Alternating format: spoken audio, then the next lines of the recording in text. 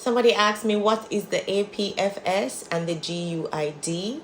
The APFS is Apple File System and the GUID is the partition map.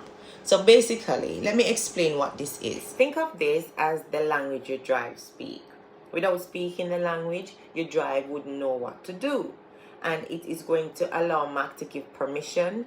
It's going to allow Mac to use encryption, time machine, and also snapshots.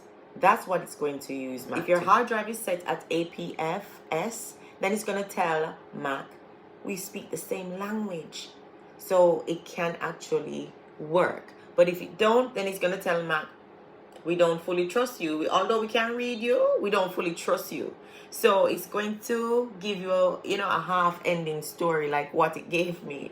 I could only read the files. I couldn't edit the files. I couldn't delete the files. I couldn't even rename the files. So I had to erase the whole system. So the GUID partition map is the map that tells the file how it was created at birth, basically.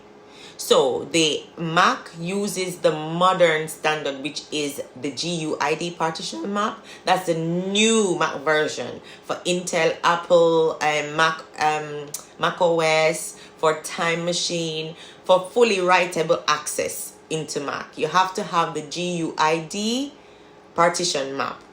I didn't have that, so I could not rewrite the file. I couldn't delete the file. I couldn't do anything to the file because it was not the GUID. Mac did not recognize it. If Mac don't recognize it, it can't tell the computer how to organize it.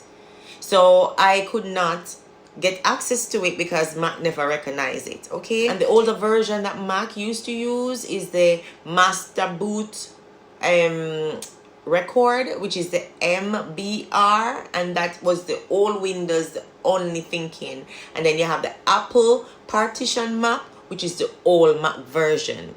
So GUID tells your Mac, guess what? We are safe.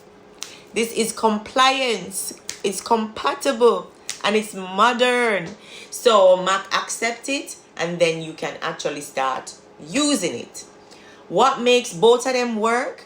If you don't have the APFS and the GUID partition map updated, it's not going to work. As I said before, when you actually erase the drive, you're going to format it and set it to the new settings, which is the format setting is the APFS, which is the Apple File System. You're going to format it to that, and then you're going to use the GUID partition map. And those two are going to